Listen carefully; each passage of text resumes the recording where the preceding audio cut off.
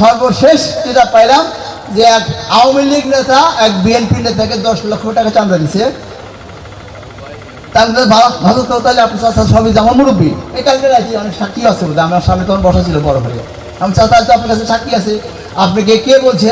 আমি তো এখন সিরাজগঞ্জে আছি, তাহলে আমি আসতেছি, আমি তার হাতে আমাকে বসাই জানা মেলে শুনি যে কত টাকা কবে কোনো সময় দিছে। কয়েছে বাবা তা তো করবো না, ওর কে ও তো ভয় পায়, ভয় পাবো কেন, আওয়ামী লীগের নেতা ভয় পাবো, টাকা দিছে। আমি বললাম তাহলে কি ও আগে গত 15 বছরে 10 কোটি কামাই করছে? সেই 10 কোটি থেকে 10 লাখ দিয়েও বাঁচার চেষ্টা করতেছে।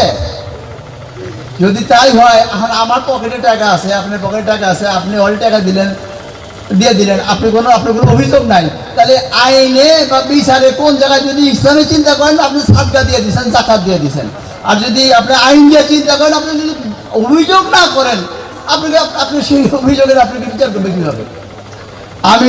আমি বলি গত 2.5 মাসে এ পর্যন্ত সুনির্দিষ্টভাবে আমাদের কমিটির কাছে কেউ কোনো অভিযোগ মুখেও দেয় নাই, এবং এটা পর্যন্ত আমরা বলছি, চেয়ারম্যান সাহেবই বলে দিচ্ছেন যে ঠিক আছে, আমার যে নেতাকে সে বিশ্বাস করে সেই নেতা বরাবরই কাগজটা দেখ। এটা আমার মানে পুলিশি পরামর্শ ছিল, তার কাছে কাগজটা দেখ, কাগজটা দেওয়ার পরে আমাকে সে দিবে। আমি শুধু জানি যে এই যে আমি যে জিনিসটা যে লেখা আছে, এই লেখাটা আমি ভেরিফাই করে দেখতে পারি হাউ ফার ইজ ট্রু। পাই নাই ভাই 2.5 মাসে। কাজেই আপনাদেরকে বলি, যদি এরকম কেউ চাঁদা দেয় আপনারা একটু ওইভাবে একটু আমাকে জানায়। ঠিক একইভাবে ভাই ও অফিস দখল করছে, তার কথা শুনলাম শ্রমিক অফিস দখল করে ফেলাইছে, ওই যে বাস শ্রমিক অফিস দখল করে ফেলাইছে। ভাই আগে কি অবস্থা ছিল? আগে আওয়ামী লীগের লোক ছিল, এখন কি হয়েছে? হ্যাঁ পলাইছে, এখন কি? এখন যে আপনার লোকজন দখল করছে, ভাই আওয়ামী লীগ আসছিল পলাইছে, এখন যে আমার লোক না গেলে তো আর কেউ যেত। তারপরেও যদি না উৎসাহিত হয় না, আমার উৎসাহিত হয় না, ভাই কয়ে গেছে, এটা বড় আশ্রিত হয় না। আমি বলতে চাচ্ছি যে এই যে প্রোপাগান্ডাগুলো পুলিশের আপনাদের দলের বিরুদ্ধে যারা করতেছে, এটা শুধু কারা করে বোঝেন তো?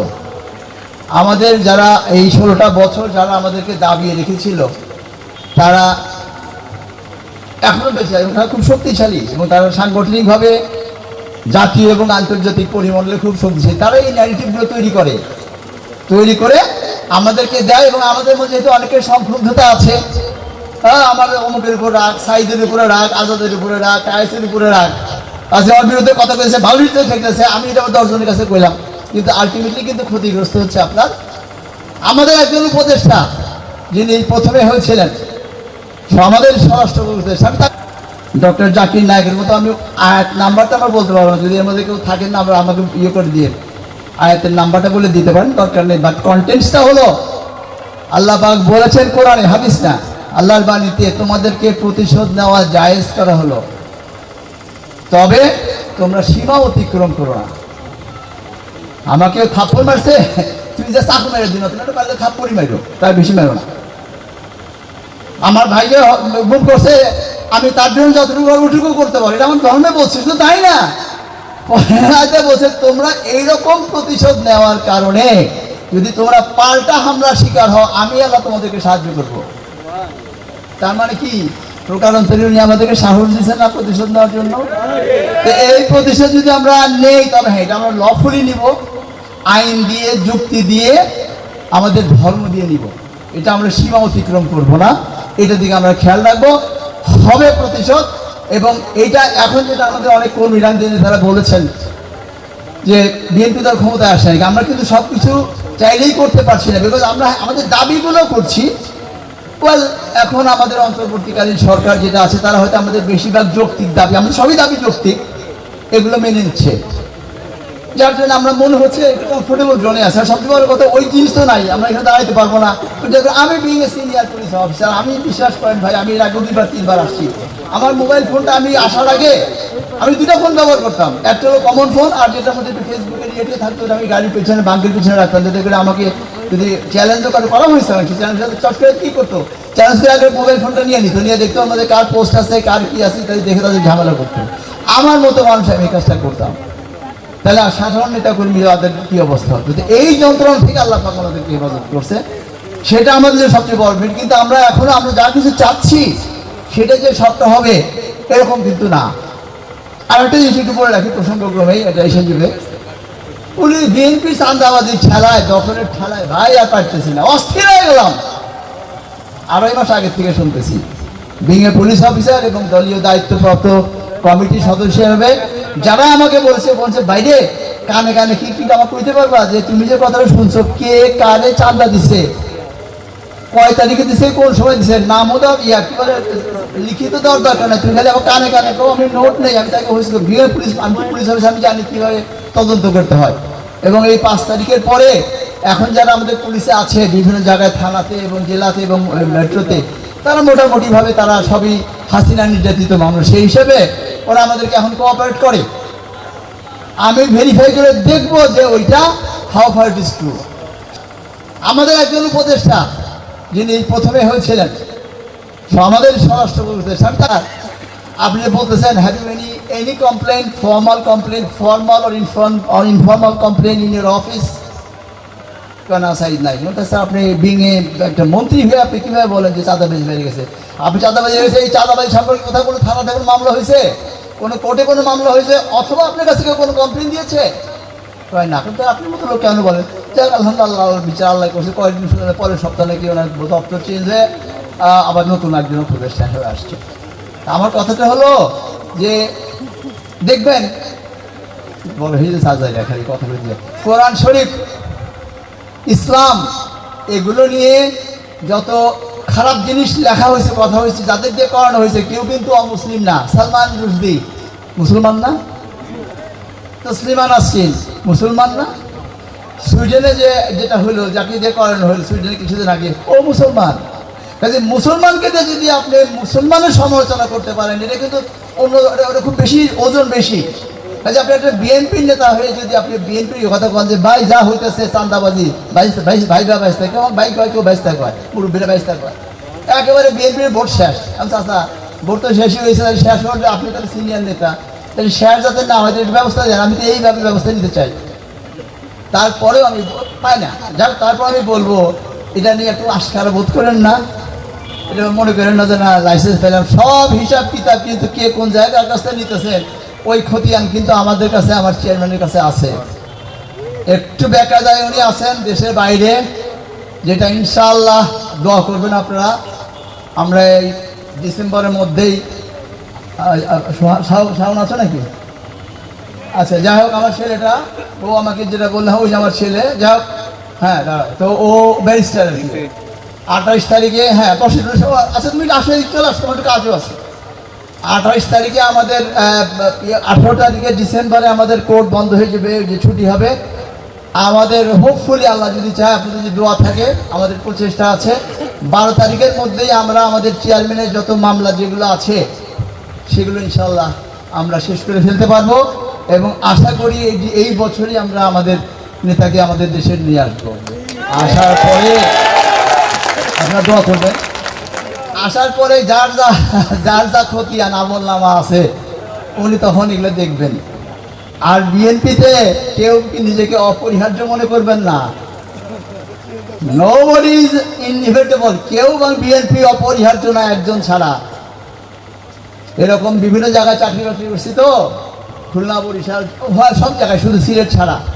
বড় বড় নেতা ছিলেন, আমার ছাড়া বিভাগ চলবো না, আমার ছাড়া দল চলবো না, ছিল না এরকম? আপনি জানেন না?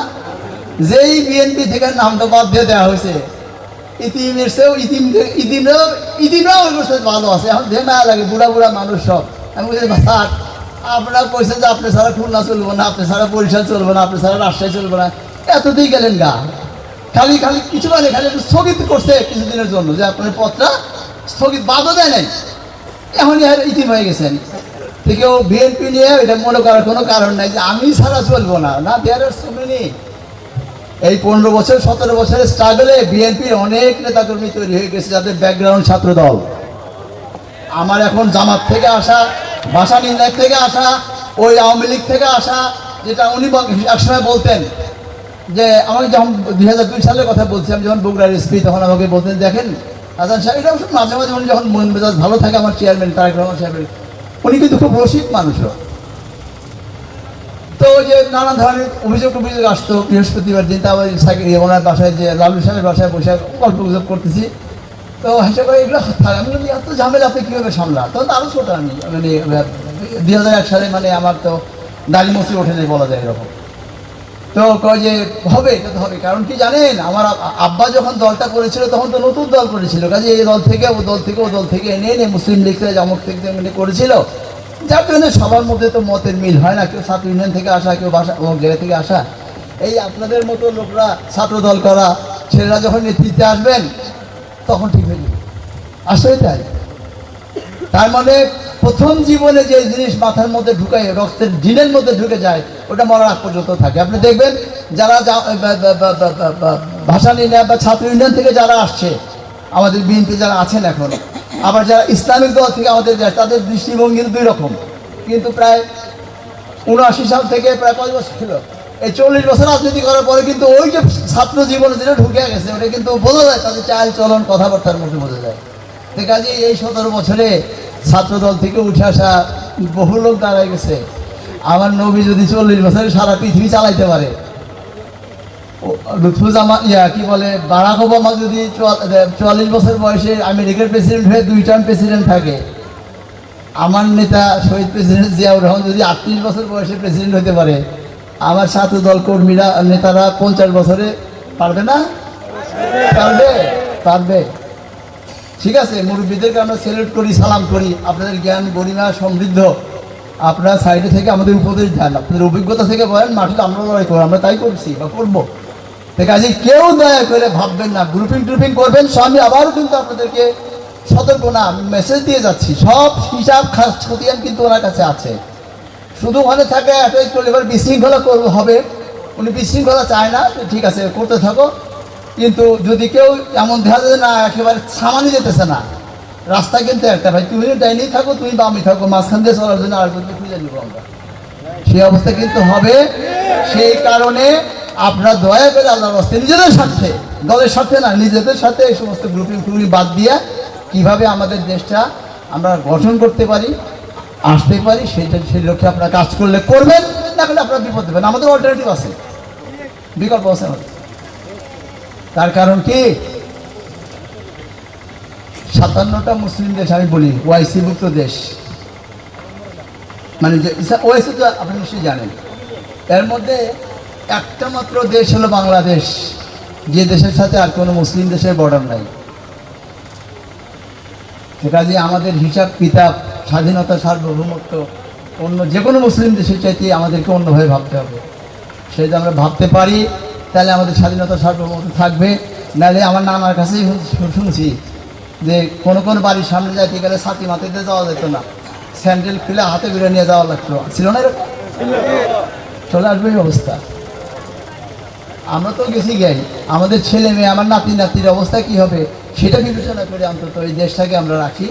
আমি আবারও বলছি, আমরা আমাদের যে বিভাজন সৃষ্টি করেছিল, করে আমাদেরকে শাসন করেছিল, মানে এই গত 16 বছরে সরকার অন্যদের ইশারা ইঙ্গিতে, ওই ফাঁদে আমরা বাংলাদেশের জনগণ যারা আমরা স্বাধীনতা সার্বভৌমত্বে বিশ্বাস করি, তারা আর যেন পা না দেই।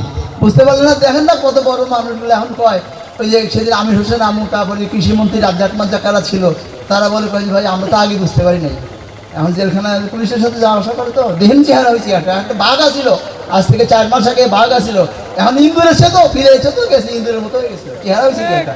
কারণ ওদের মধ্যে ওই অপরাধ বোধ কাজ করে। অন দি আদার হ্যান্ড আমাদের নেতা কর্মী দেখেন না, প্রিজনার্স ভ্যানের মধ্যে থেকেও হচ্ছে স্লোগান দেয়, কি দেশ, কারণ কি, কারণ হলো ওদের মনে ওই সাহসটা ছিল যে আমি তো কোনো অন্যায় করি নাই, আমি তো ন্যায়ের পথে থাকতে যে আজকে আমি বিপদ হয়েছে। কিন্তু ওদের মধ্যে সেই চেহারার মধ্যে আছে, একটা চেহারা কীরকম। তো কাজেই ওইটাই বলছি যে আমরা ইয়ে করবো। আর একটা জিনিস যেটা আমি এখন কিছু অন্য কথা একটু বলি, যদি আপনারা যদি ধৈর্য হারা না হয়ে থাকে, আমি একটা বিচারের ভার দিতে চাই ভাই আপনাদের, এটা আমার ব্যক্তিগত। এটা শহীদ প্রেসিডেন্ট জিয়া আমাদের মডেল পুরুষ না, রাজনীতিতে আদর্শে কোন সংশয় আছে? রাখেন এক সাইডে। বেগম খালেদা জিয়া, ম্যাডাম খালেদা জিয়া গণতন্ত্রের মা, গণতন্ত্রের জন্য, দেশের জন্য যে সারা সর্বোচ্চ ত্যাগ করেছে। হাসিনা সুযোগ পেলে দেশ থেকে পলায় যায়, হ্যাঁ, ওনাকে ঠিকা সরণ যায় না, কয় না দেশ এটা আমার দেশ, আমি মরি পাচ্ছি, এটি আমার ঠিকানা, রাইট? তারপরেও এই যে যে যে সাফারিংটা করলো, মানে যে ইয়েতে গেল, সেও ডেফিনেটলি এটা আমাদের একটা মডেল। বিতর্ক থাকতে পারে মডেল কি শহীদ প্রেসিডেন্ট জিয়াই বেশি বড়, মানে ওজন বেশি হবে নাকি আমাদের ম্যাডামের বেশি হবে, এটার বিতর্কে আমি যাবো না, হইতে পারে দুটোই আমাদের মডেল। বাট আমাদের মডেল নাম্বার 1 শহীদ প্রেসিডেন্ট জিয়াউর রহমান। এটা কিন্তু আমি অ্যানালাইসিস দিচ্ছি আপনাদের কাছে রিটার্নটা চাইবো আমি। উনি শুরু থেকে শেষ পর্যন্ত যতদিন রাষ্ট্র আমাদের সাথে আমাদের নেতা হিসেবে আবির্ভূত হয়েছিলেন, মানে মৃত্যু শহীদ হওয়ার আগ পর্যন্ত প্রত্যেক একটা উনি সবসময় রাষ্ট্রপ্রধান ছিলেন, অর্থাৎ রাষ্ট্রীয় ক্ষমতায় থেকে উনি এই সার্ভিসটা দিতে পেরেছেন, right? Same is the case with madam. ম্যাডামের যদি আমরা 81 সাল থেকে ধরি, তাহলে 2009 পর্যন্ত বা 7 পর্যন্ত কয় বছর? 26 বছর। 26 বছরের মধ্যে উনি 10 বছর 15 বছর না 10 বছর উনি রাষ্ট্র ক্ষমতায় ছিলেন। আর যে বাকি সময়, সেই সময়টা কিন্তু এইরকম এই ডাইনির মতো এত পৈশাসিক পরিবেশ ছিল না রাজনীতিতে, এই সময় উনি রাজনীতি করেছেন। এবার আসি আমার চেয়ারম্যানের বিষয়ে। তাকে তো মেরিয়ে ফেলা হয়েছিল দোতলা থেকে, যখন তাকে ফেলে দেওয়া হয়, আমি তো তখন চাকরিতে 111-এর সময়, ইন্টেনশন ওয়াজ বলা হবে সে পালাইতে গেছিল, দোতলা থেকে লাফ দিয়ে পড়ে মারা গেছে, এবং সেইভাবেই তাকে ফেলা হয়েছিল। আল্লাহ বাঁচিয়ে দিয়েছে, তার ব্যাকবোন ভেঙে গেছিল।